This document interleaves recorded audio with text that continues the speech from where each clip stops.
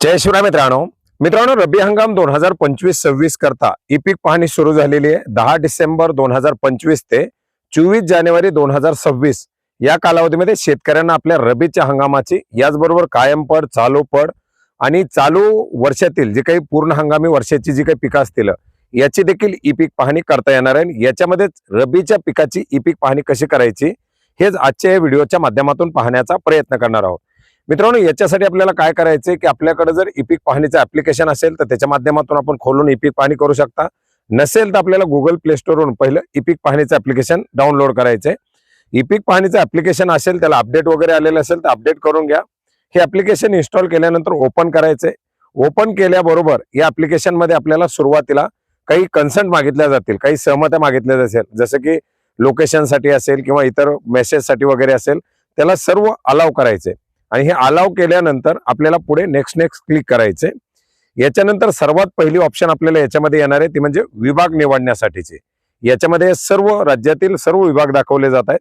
आपला जिल्हा आपला तालुका ज्या विभागात असेल तो विभाग सर्वात प्रथम आपल्याला याच्यामध्ये निवडायचा आहे। याच्यानंतर लॉग इनची पद्धत निवडायची आहे, शेतकरी लॉग इन। याच्यात शेतकरी म्हणून प्रविष्ट करावरती क्लिक करायचं आहे। याच्यानंतर मोबाईल नंबरनं लॉग इन करायचे। आपली जर नोंदणी नसेल तर नोंदणी करायची आहे। आता आपली नोंदणी असेल तर मोबाईल नंबर टाकायचा आहे, संकेतांक क्रमांक मागवायचा आहे, आलेला संकेतांक क्रमांक एंटर करायचा आहे आणि एंटर केल्यानंतर आपल्याला लॉग इनवरती क्लिक करायचं आहे।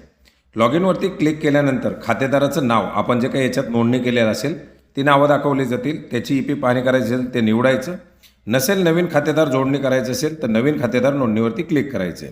नवीन खातेदार नोंदणीमध्ये सुद्धा विभाग, जिल्हा, तालुका, गाव ही सर्व माहिती भरून नेक्स्ट करायचे। याच्यामध्ये पहिलं नाव, मधलं नाव, आडनाव, खाते नंबर, गट नंबर अशा प्रकारानुसार आपण आपलं सर्च करू शकता। माहीत असेल तो आपल्याला याच्यामध्ये एंटर करायचा आहे आणि शोध घ्यायचा आहे। नाव सापडल्यानंतर नावानुसार आपण या ठिकाणी नोंदणी करू शकता। आता आपली नोंदणी या ठिकाणी पूर्णपणे झालेली आहे। आपल्याला याच्यामध्ये आता पुन्हा काय करायचं आहे, लॉग इन करून खातेदाराचं नाव निवडून पुढे ई पीक पाहणी करायची आहे। खातेदाराचं नाव निवडून नेक्स्टवरती क्लिक करायचं आहे। आपल्याला या ठिकाणी दाखवलं जाईल कायम पड नोंदवा, पिकाची माहिती नोंदवा, बांधावरची झाडं नोंदवा, अपलोड आणि पीक माहिती मिळवा। जर आपण पूर्वी ई पीक पाहणी केलेली असेल तर पीक माहिती मिळवामधून आपण ती माहिती मिळवू शकता। याच्यात पाहू शकता आपण पिकाची माहिती नोंदवा, त्याच्या बाजूला आहे पिकाची माहिती पहा। आता याच्यामध्ये आपण ई पीक पाहणी करण्यासाठी खाते नंबर निवडला आहे। याच्यानंतर आपला जो गट नंबर असेल तो गट नंबर निवडायचा आहे। एकूण क्षेत्र दाखवलेलं आहे। याच्यामध्ये काही कायमपड वगैरे नोंदवले असेल तर ते पोटखराबामध्ये दाखवलं जाईल। याच्यानंतर हंगाम निवडायचा आहे। हंगामामध्ये आपल्याला संपूर्ण वर्ष आणि रबी दाखवते, तर आपल्याला आता रबीची ई पीक पाहणी करायची आहे। किती क्षेत्र शिल्लक आहे ई पीक पाहणीसाठी ते दाखवलं जाईल। त्याच्यानंतर पिकाचा वर्ग आपल्याला निवडायचा आहे। पिकाच्या वर्गामध्ये आपण पाहू शकता वेगवेगळे प्रकार या ठिकाणी दाखवलेले आहेत, निर्बेळ पीक, मिश्र पीक वगैरे। आपल्याला याच्यामध्ये निर्बेळ पीक असेल तर निर्बेळ पीक निवडायचं आहे। निर्बेळ पिकाचा प्रकार पीक आहे की फळबाग आहे, पीक आहे तर पीक निवडायचं आहे। याच्यानंतर पिकाचं नाव, पीक काय आहे तर ते आपल्याला त्या ठिकाणी निवडायचं। समजा कांदा असेल, हरभरा असेल, ज्वारी असेल, जे काही असेल ते आपल्याला निवडायचं आहे। किती क्षेत्र आहे ते द्यायचे, पूर्ण क्षेत्र असेल तर पूर्ण क्षेत्र। याच्यानंतर सिंचनाचं साधन काय आहे, सिंचन पद्धती कुठली आहे, या सर्व बाबी आपल्याला याच्यामध्ये समाविष्ट करायच्या। लागवड काय, लागवडीचा दिनांक याच्यामध्ये आपल्याला एंटर करायचा आहे। लागवडीचा दिनांक एंटर केल्यानंतर पुढे जावरती आपल्याला क्लिक करायचं आहे। पुढे जावरती क्लिक केल्यानंतर आपल्या जमिनीचा नकाशा दाखवला जाईल। आपण जमिनीपासून किती दूर आहात सेंटरपासून ते आपल्याला दाखवलं जाईल आणि याच्यानंतर नेक्स्टवरती क्लिक केल्यानंतर आपल्याला 2 छायाचित्र घ्यायचे आहेत। पहिलं छायाचित्र घेत असताना आपण किती अंतरावर आहेत ते दाखवलं जाईल। पुढे जावरती क्लिक करायचे। आपल्याला एक शेतातलं छायाचित्र या ठिकाणी घ्यायचं आहे।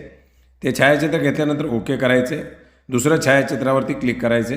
पुन्हा एकदा कॅमेरा आपला खुलणार आहे, किती अंतर आहे दाखवलं जाईल। एक दुसरं छायाचित्र घेऊन ओके करायचे आणि 2 फोटो घेतल्यानंतर आपल्याला अक्षांश, रेखांश आणि त्याची माहिती, आपण जोडलेल्या पिकाची माहिती सर्व दाखवलं जाईल। याच्यानंतर वरती मारलेली माहिती अचूक आहे अशी घोषणा द्यायची आणि सबमिटवरती क्लिक करायचे। सबमिटवरती क्लिक केल्याबरोबर आपली ई पीक पाहणी सक्सेसफुली या ठिकाणी अपलोड झालेली आहे। आपण पिकाची माहिती पाहावरती क्लिक केल्याबरोबर आपल्याला या ठिकाणी दाखवलं जाणार आहे। याच्यामध्ये आपल्याला ऑप्शन दाखवलेली आहे, दुरुस्ती करायची असेल तर दुरुस्ती करा आणि ती जर डिलीट करायची असेल तर डिलीट करा। आपल्याला एडिट करायचं असेल किंवा डिलीट करायचं असेल, पुन्हा करायचं असेल तर आपण याच्यामधून करू शकता।